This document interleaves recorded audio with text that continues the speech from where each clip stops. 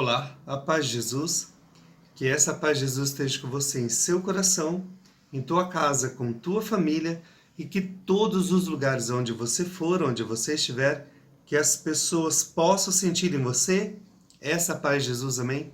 Que bom podemos estarmos juntos novamente para falarmos das coisas de Deus. Hoje gostaria de tocar num assunto um tanto delicado. Vamos falar sobre os 3 dias de trevas. Quando eu era criança, eu via muito falar desses 3 dias de trevas.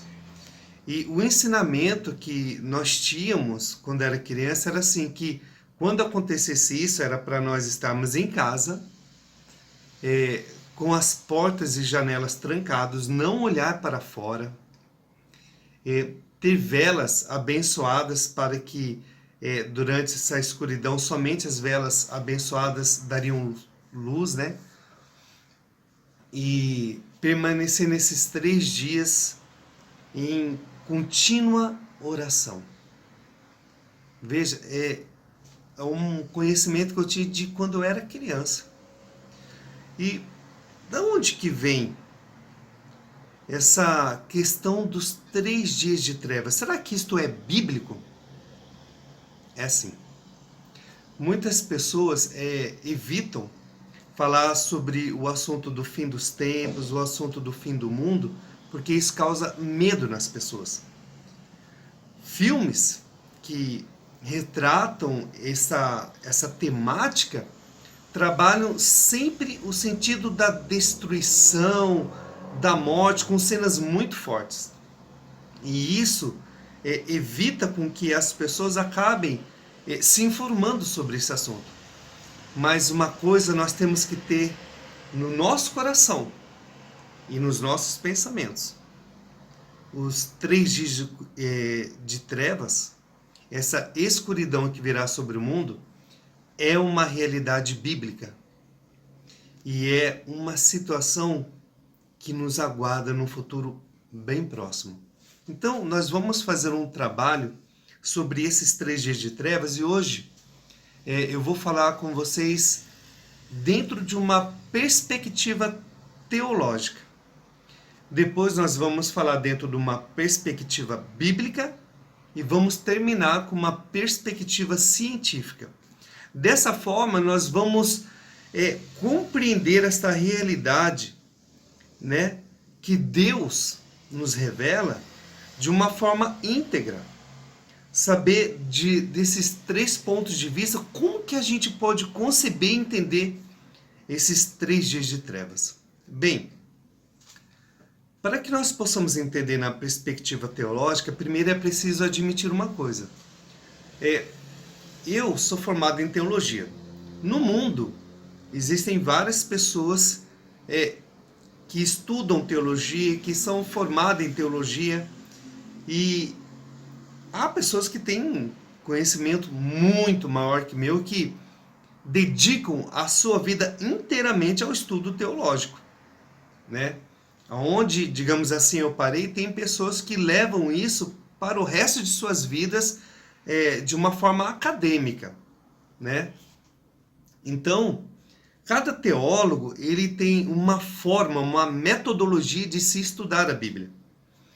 O método que eu vou mostrar para vocês neste vídeo, ele é próprio meu. Ele não está em desacordo com a doutrina bíblica, não está em desacordo com a doutrina da igreja, mas é um método, uma forma de se estudar para que possa chegar ao conhecimento. E claro, lembrando sempre que nos interessa, o que nos importa é a verdade. Bem, então vamos para o método. Eu vou colocar aí para vocês algumas letras que você vai agora visualizar. E essas letras, elas são as iniciais dos períodos bíblicos, né, da vida de Jesus. Então nós temos o nascimento de Jesus, o batismo de Jesus, a tentação de Jesus e o anúncio da Boa Nova. Depois nós temos a paixão de Jesus, a morte de Jesus, a sua ressurreição e, por fim, a sua ascensão ao céu. Bem, o que isso pode revelar para nós? Quando nós olhamos para a palavra de Deus, ela é como um poço da onde você sempre tira água. É uma água inesgotável. A palavra de Deus é uma fonte inesgotável de conhecimento. Então, assim como Jesus passou por esses momentos da vida dele, a igreja também vai passar por estes mesmos momentos. Veja, em alguns momentos, a Sagrada Escritura, a Bíblia, ela mostra situações, histórias que quando a gente olha para o futuro, para a história de Jesus, a história da igreja, a gente vê a similaridade, uma coisa revelando de uma forma mais perfeita a outra. Não é assim? Então, vamos pegar um exemplo para que você entenda a perspectiva teológica sobre os 3 dias de trevas. Só para um exemplo para que você possa entender de uma forma mais clara. O nascimento de Jesus. Todas as pessoas sabem como Jesus nasceu, né? Conhecem a história de Maria e José saindo de Nazaré e se dirigindo até Belém. Depois em Belém se completam os dias do nascimento de Jesus e Maria dá à luz, né?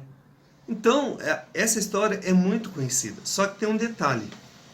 A palavra de Deus revela que Jesus é o novo Adão. Então, se ele é um novo Adão, nós tivemos um Adão antigo. Quem é este Adão? O primeiro homem que Deus criou. Então, veja, quando Deus criou Adão, ele estava sozinho no mundo. Deus tinha criado o mundo, criado a natureza, os animais, mas ele estava sozinho. Ele não tinha uma pessoa semelhante a ele. E Deus percebeu essa solidão de Adão. Então Deus mandou um sono profundo e de uma costela dele fez a mulher.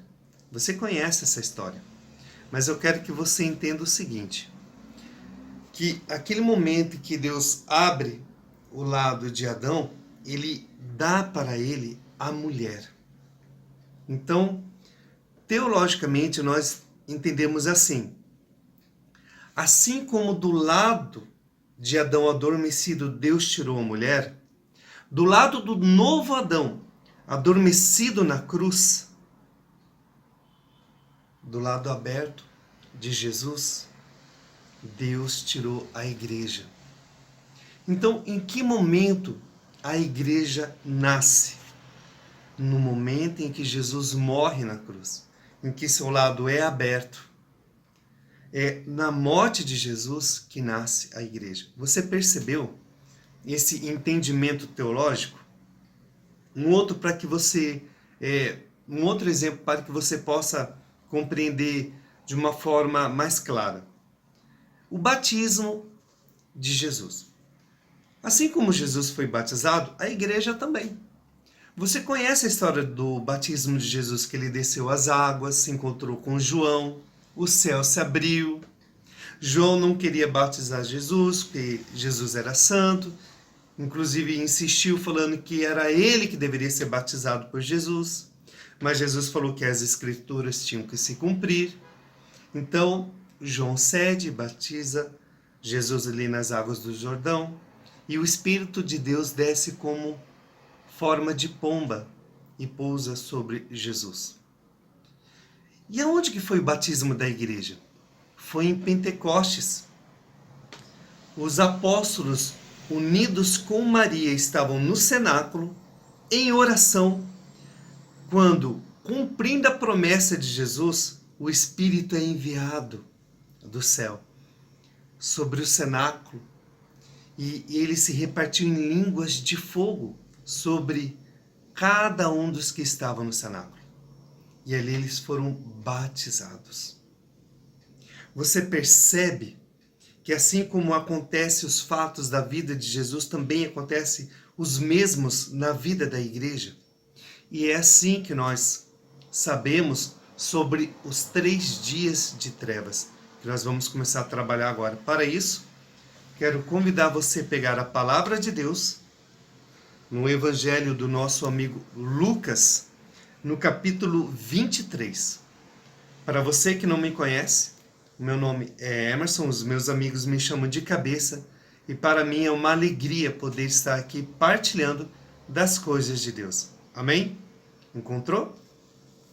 Evangelho do nosso amigo Lucas, capítulo 23, nós vamos refletir o versículo 44, que vai nos dizer assim: Já era por volta da hora sexta, e uma escuridão cobriu toda a terra até a hora nona.